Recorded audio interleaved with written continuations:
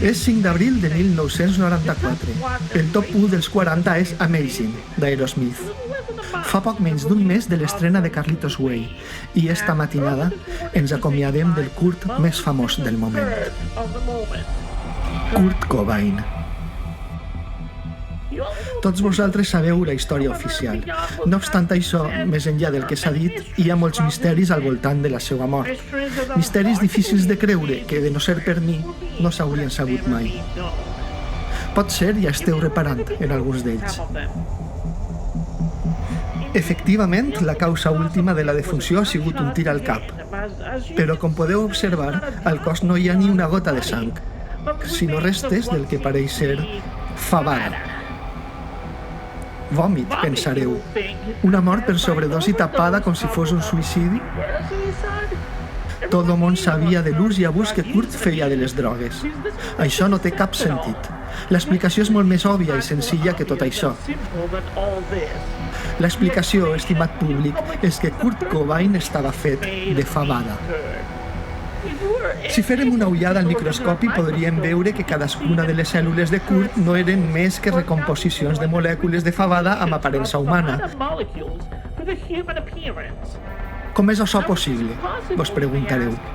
Per a respondre a aquesta pregunta hem de remuntar-nos a l'any 1967, quan Wendy i Donald, pares de Kurt, feren un viatge espiritual a Villar de Sapos, Astúries. Tot i la negativa de Donald, Wendy va decidir emportar-se un tàper de la fabada que soparen la nit anterior a la seva tornada, en Castanyedo de Miranda, de camí a l'aeroport. La cosa és que, a l'arribar a Washington, ja no era fabada el que hi havia a la maleta.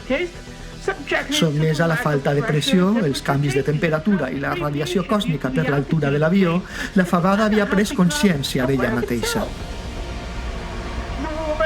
La dona de l'hostal li ho va dir. Emportes la fabada si vol, però no la pugi a l'avió.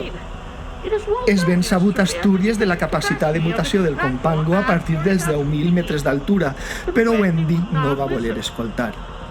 Una volta a casa, lluny d'espantar-se de la criatura que trobaren, Wendy i Donald, catòlics i per tant incapaços d'avortar-lo, decidiren criar el tàper de fabada com un fill més, al que educaren i donaren 3 germans. Cap d'ells, per cert, és sabedor del secret que sols els seus pares, i ara vostès coneixen. Kurt Cobain era fabada. Això és així.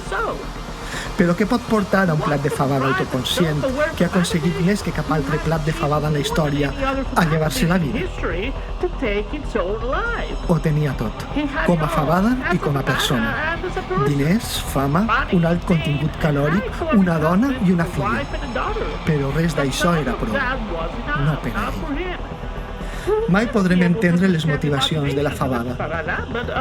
Molt se n'ha parlat, molt s'ha intentat justificar, explicar els mecanismes que porten a una persona a cometre aquests actes que tant ens escandalitzen. Però altra volta, no estem parlant de persones, estem parlant de fabada. Per a saber com pensa una fabada, s'ha de ser fabada, o convertir-se en fabada. I a voltes hi ha coses que és millor no desitjar. Entenc que ara mateix pensareu que això no té cap sentit. Què proves tinc jo per afirmar de manera tan categòrica el que vos estic dient? Com puc saber jo tot això? Bé, la resposta és igualment senzilla. Perquè jo estava allí.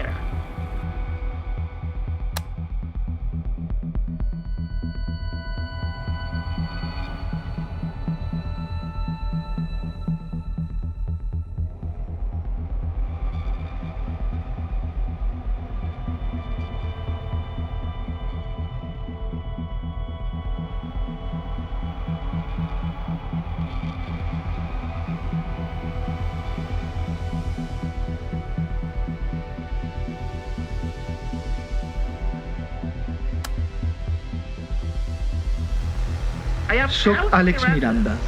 Viatge en el temps i veig la vida en 4 dimensions.